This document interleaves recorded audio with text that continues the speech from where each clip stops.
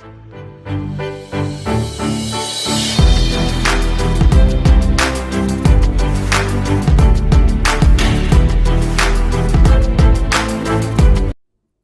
Hello student, welcome back once again.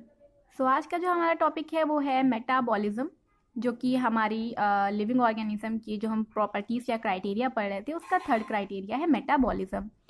तो basically metabolism defining character होता है। Metabolism defining character क्यों होता है या डिफाइनिंग कैरेक्टरिस्टिक्स क्यों होता है उसे हम इस वीडियो में देखेंगे। तो पहले हम ये जानेंगे कि व्हाट इज मेटाबॉलिज्म। मेटाबॉलिज्म होता क्या है। तो metabolism is defined as the sum total of all the chemical reaction taking place inside the body या inside the body of living organism। तो यानी जो भी जितनी भी केमिकल रिएक्शंस हमारी बॉडी के अंदर होती हैं उन सब को हम कलेक्टिवली या उनके सम टोटल को हम क्या बोलते हैं, मेटाबॉलिज्म बोलते हैं। तो मेटाबॉलिज्म बेसिकली होता क्या है। तो जो मेटाबॉलिज्म होता है उसके अंदर दो रिएक्शंस आती हैं, एनाबॉलिक रिएक्शंस और कैटाबॉलिक रिएक्शन, जिनको हम एनाबॉलिज्म बोल सकते हैं। Anabolism plus catabolism.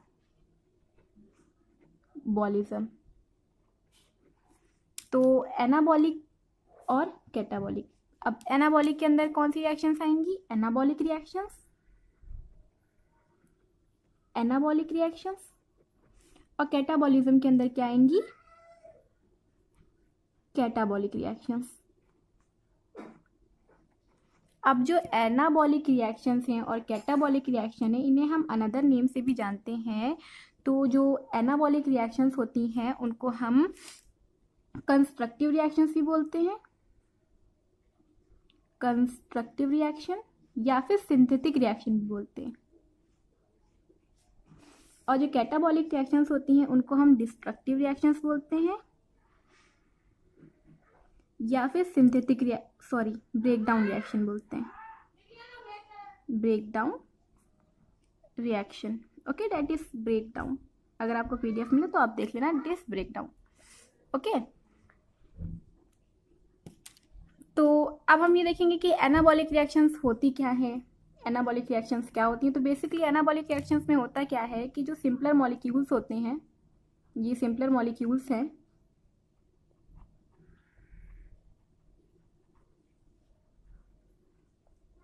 they will join and they will produce a large complex molecule.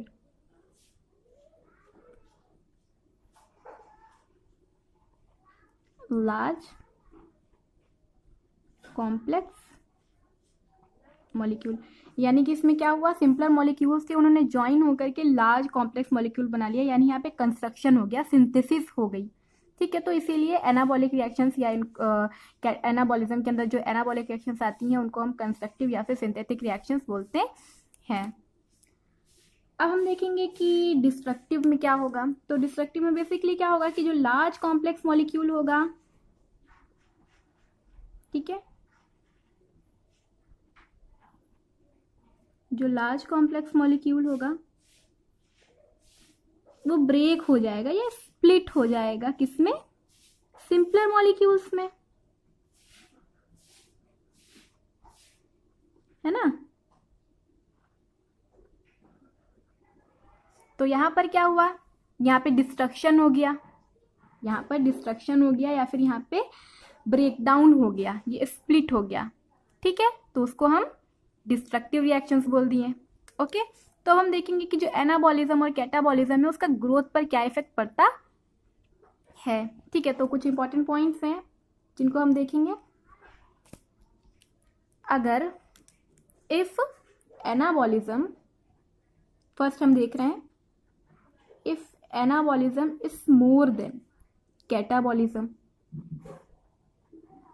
यानी कि किसी ऑर्गेनिज्म की बॉडी के अंदर एनाबॉलिज्म ज़्यादा हो रहा है और कैटाबॉलिज्म कम हो रहा है, यानी कि वहाँ पर सिंथेसिस, अभी हमने देखा ना एनाबॉलिज्म के अंदर सिंथेसिस हो रही है, कंस्ट्रक्शन हो रहा है, तो वहाँ पे जब सिंथेसिस ज़्यादा हो रही है और ब्रेकडाउन कम हो रहा है तो वहाँ पे ग्रोथ कैसी होगी, पॉजिटिव ग्रोथ होगी।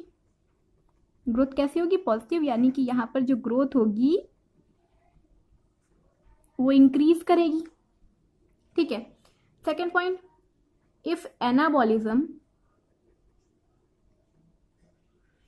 इज लेस देन कैटाबॉलिज्म, यानी कि वहां पर क्या हो, ऑर्गेनिज्म की बॉडी के अंदर अब सिंथेसिस कम हो रही है और ब्रेकडाउन ज्यादा हो रहा है, तो वहां पर ग्रोथ कैसी हो जाएगी, नेगेटिव ग्रोथ हो जाएगी। यानी कि यहां पर जो ग्रोथ होगी वो डिक्रीज कर जाएगी। अब third, if anabolism is equal to catabolism, यानी कि कैटाबॉलिज्म और एनाबॉलिज्म इक्वल है, यानी कि जितना ही सिंथेसिस हो रहा है उतना ही ब्रेकडाउन हो रहा है, तो वहां पे सिचुएशन कांस्टेंट हो जाएगी ना, यानी कि वहां पर नो ग्रोथ, वहां पर ग्रोथ नहीं होगी, वहां पर ग्रोथ नहीं होगी। ठीक है, ये हो गया। अब एनसीईआरटी में लाइन लिखी है, बड़ी खूबसूरत लाइन, या ये बोल सकते हैं कि एनसीईआरटी में मेटाबॉलिज्म के ऊपर लाइन लिखी है कि मेटाबॉलिज्म को डिफाइनिंग कैरेक्टरिस्टिक्स क्यों बोल रहे हैं। तो एनसीईआरटी में लाइन लिखी है कि metabolism is defined as the major criteria of living organism. Line क्या लिखी है, पहले हम इसको लिखते हैं। ठीक है, मेटाबॉलिज्म, ठीक है, मेजर डिफाइनिंग क्राइटेरिया है, मेजर डिफाइनिंग क्राइटेरिया है। ठीक है, major defining criteria of living organisms. ठीक है, बट यहाँ पर कंडीशन है कि वहाँ पे सेलुलर ऑर्गेनाइजेशन होना ज़रूरी है, यानी कि एक सेल होना ज़रूरी है। यहाँ पे हम लिख ले पहले, बट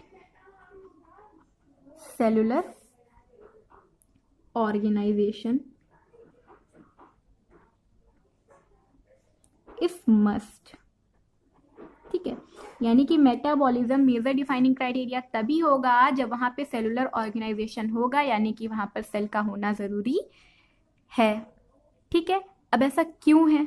ठीक है, ऐसा इसलिए है कि जो मेटाबॉलिक रिएक्शंस हैं उनको तो हम लेबोरेटरी के अंदर भी करवा सकते हैं ना, बट वहाँ पे जो रिएक्शन हो रही है वो किसी लिविंग सिस्टम में तो नहीं हो रही है ना, वहाँ तो हम उन रिएक्शंस को करवा रहे हैं। लिविंग रिएक्शन तो वो होती हैं जो किसी सेल के अंदर हो या लिविंग ऑर्गेनिज्म की सेल के अंदर हो। ठीक है, इसीलिए यहाँ पर ये लाइन है कि metabolism is defined as the major criteria of living organism but cellular organisation is must. अगर सेलुलर ऑर्गेनाइजेशन होगा, ठीक है, तो ही मेटाबॉलिज्म डिफाइनिंग क्राइटेरिया माना जाएगा, अदरवाइज मेटाबॉलिज्म को डिफाइनिंग क्राइटेरिया हम नहीं मानेंगे। ठीक है, अगर यहाँ पर सेलुलर ऑर्गेनाइजेशन को हम मेजर क्राइटेरिया नहीं लेंगे, ठीक है, तो लैब में जो रिएक्शंस हो रही हैं हमें उन्हें भी लिविंग मानना पड़ेगा। ठीक है, तो वो भी लिविंग होंगी, बट वहाँ पर कोई लिविंग सिस्टम तो है नहीं, वहाँ पर तो हम उन्हें आर्टिफिशियली करवा रहे हैं ना, वहाँ पर तो कोई सेल नहीं है ना, तो इसीलिए मेटाबॉलिज्म को मेजर डिफाइनिंग क्राइटेरिया तभी मानेंगे जब वहाँ पर सेलुलर ऑर्गेनाइजेशन होगा। ठीक है, तो अब हम आगे देखते हैं कि सेलुलर ऑर्गेनाइजेशन के बारे में, कि व्हाट इज सेलुलर ऑर्गेनाइजेशन, जो हम सेलुलर ऑर्गेनाइजेशन के बारे में पढ़ रहे हैं। तो अब हम इसको आगे देखते हैं। तो अब हमें देखना है सेलुलर ऑर्गेनाइजेशन। तो सेलुलर ऑर्गेनाइजेशन भी defining characteristics of living organism होता है, यानी लिविंग ऑर्गेनिज्म का डिफाइनिंग कैरेक्टरिस्टिक सेलुलर ऑर्गेनाइजेशन भी होता है। तो जैसे कि हमें पता है या पता ही है कि cell is the unit of life, ये तो पता ही है, और बाकी सेल के बारे में हम आगे जो हमारा चैप्टर है एनसीईआरटी के हिसाब से 8 चैप्टर है cell the unit of life, उसमें हम पढ़ेंगे। तो जो बेसिकली सेल होती है, cell is the basic unit of life, basic structural and functional unit of life या फंडामेंटल यूनिट ऑफ लाइफ। तो फंक्शनल यूनिट ऑफ लाइफ, यानी कि सेल जो है वो बेसिक यूनिट ऑफ लाइफ होती है, वो ऑर्गेनिज्म को स्ट्रक्चर भी प्रोवाइड करती है और उसके फंक्शंस को भी कैरी आउट करती है। और एक इम्पॉर्टेंट बात जो कि पता है, सबको ही पता है कि all living organism possess cell, यानी कि सारे लिविंग ऑर्गेनिज्म के पास सेल होती है। तो all living organism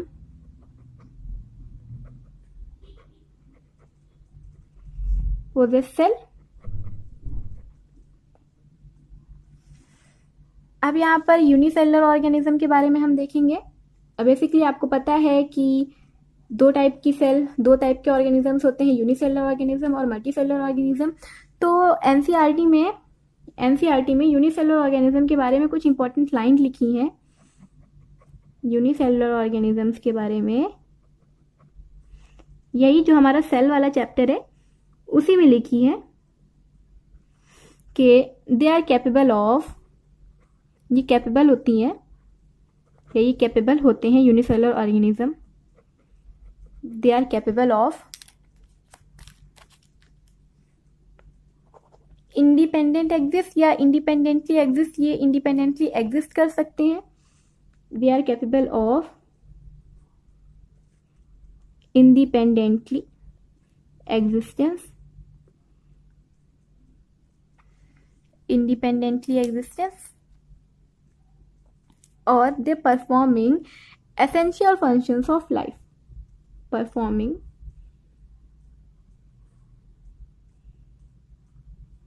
essential functions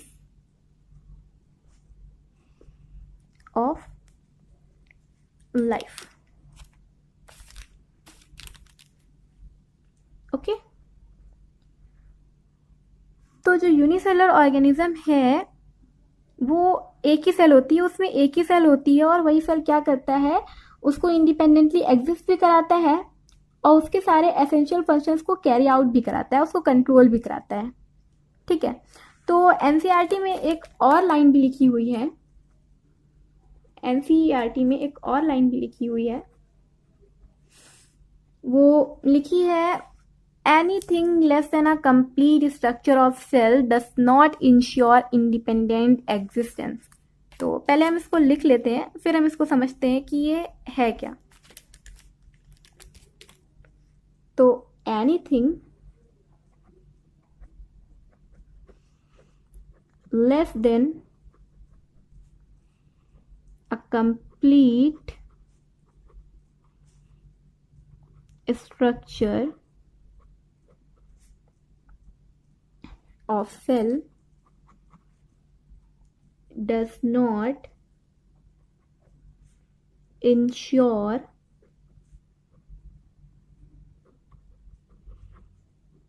independent existence. इसका मतलब क्या है कि anything less than a complete structure of cell, यानी कि कोई भी चीज जो सेल के स्ट्रक्चर से कम है या सेल के स्ट्रक्चर से छोटी है, बिकॉज पहली सेल बहुत छोटा होता है। अगर कोई और चीज ऐसी है जो सेल से भी छोटी है, उसके स्ट्रक्चर से भी कम है या उसके डायमेंशन से भी कम है, और उसमें जो भी चीजें हैं वो उससे कम बैठती हैं, है ना, तो वो इंडिपेंडेंस एग्जिस्टेंस नहीं करवा सकता। मतलब किसी भी ऑर्गेनिज्म के इंडिपेंडेंट एग्जिस्टेंस के लिए मिनिमम रिक्वायरमेंट एक सेल होना ज़रूरी है। इसीलिए लाइन है anything less than a complete structure of cell does not ensure independent existence. So ये रहा मेटाबॉलिज्म और सेलुलर ऑर्गेनाइजेशन के बारे में हमने पढ़ा। अब नेक्स्ट वीडियो में हम कॉन्शियसनेस के बारे में डिस्कस करेंगे, जो नेक्स्ट कैरेक्टरिस्टिक्स है लिविंग ऑर्गेनिज्म की। ये जो हमारी थी सेलुलर ऑर्गेनाइजेशन, ये फोर्थ कैरेक्टरिस्टिक्स है लिविंग ऑर्गेनिज्म का। तो तब तक के लिए stay tune with me, and इस वीडियो की पीडीएफ के लिए आप हमारे टेलीग्राम चैनल को ज्वाइन करें, इसका लिंक आपको पीडीएफ में मिल जाएगा। और रेगुलर नोटिफिकेशन के लिए आप हमारे इंस्टाग्राम को भी फॉलो कर सकते हैं, उसका लिंक भी आपको वीडियो में मिल जाएगा। So thanks to watching my video.